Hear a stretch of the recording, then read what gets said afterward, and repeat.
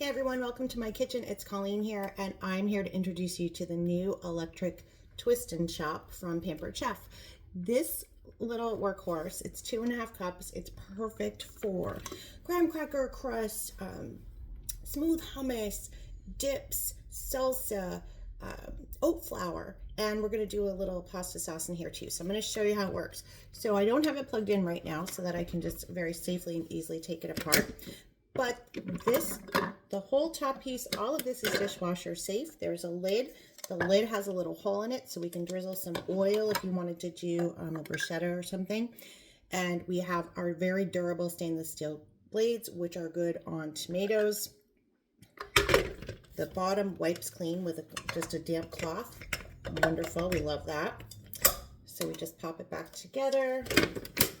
And then I will plug it in so you can see. So once we plug it in, hardest part of the whole gig right there. Our little buttons light up. We have just a regular start button, and we have a pulse. And the pulse allows you to control the chop. So let's put we're going to start with some crackers. I don't have any graham crackers yet. It is not baking season, but imagine how easy your graham cracker is going to be. Pretend this is graham crackers. It's actually like a half sleeve of just the crackers we all love to snack on. They start with an R, end with a Z. So it's about half a sleeve in here. So we're going to pop this on. And let's just hit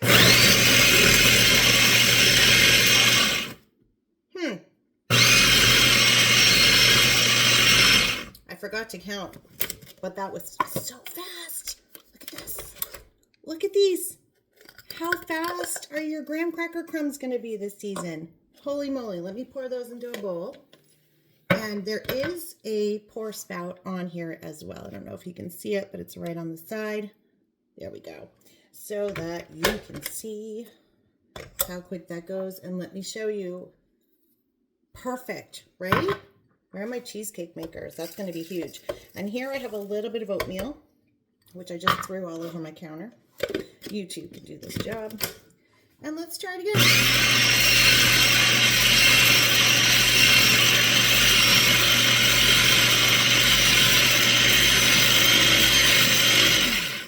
So oat flour is going to take a little longer. To be fair, I didn't test this one out. I just thought I'd give it a whirl since I turned on my camera. But I think that one's going to be a little bit longer to do. However, if you are gluten-free and you want to make some oat flour, this is what you need. So it's already, probably needs a few more pulses. But I'm going to wash this out, and then I'm going to come back and we're going to do a little pasta sauce with this. We're back.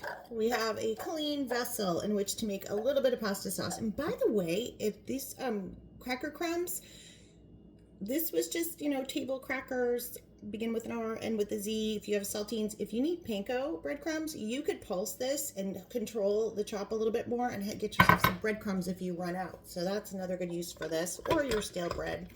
So we're going to put this back on.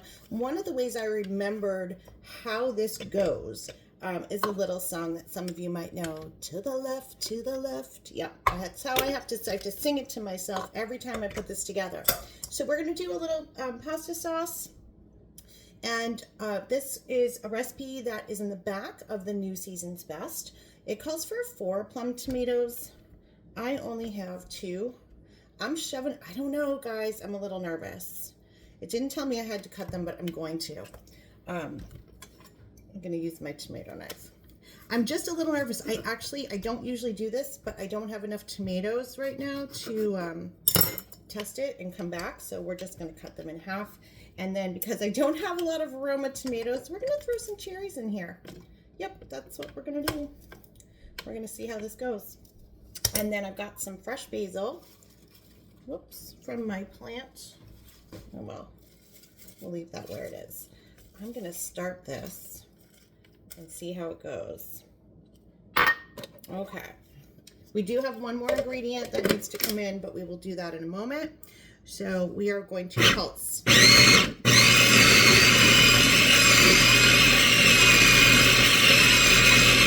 Holy moly.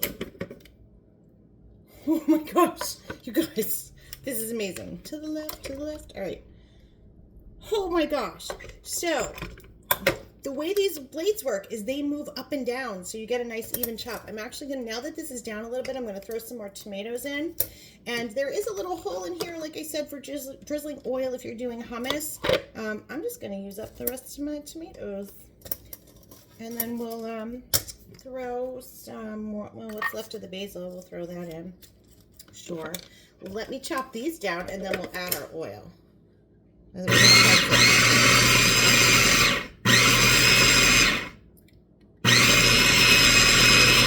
This is amazing. This is amazing. Now, usually, like I said, I like to test things out first, but I was feeling brave. So this is my actual reaction. This is amazing. So 1/3 cup of olive oil. Guess what, guys? I'm using the Pampered Chef Garlic Parmesan oil, which reminds me I forgot one of the ingredients. Anyone can do this. We actually need some garlic. This I'm using 2 cloves. This recipe calls for 3, but I am using the Pampered Chef Garlic Parmesan oil. Love this for bread dipping. I'm gonna add this instead of, just anytime there's olive oil and garlic involved, I reach for this. And if you do have this, little tip, I know a lot of the seasonings, and even if you have any other kind of olive oil where the seasonings kind of clump in the bottom after a while, don't throw it out. Just get yourself a little bit of olive oil and put it in the bottom so you can shake it up, and that way you won't waste anything. So that is my tip for you.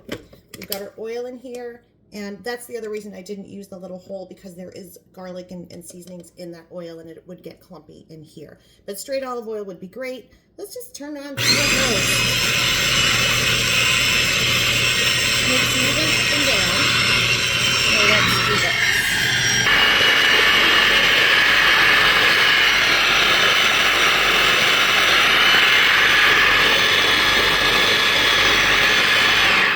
I don't know if you could see it moving up and down. I'm going to pulse it for you so you can maybe see it. Look in the center, right about there. That's where the blade is.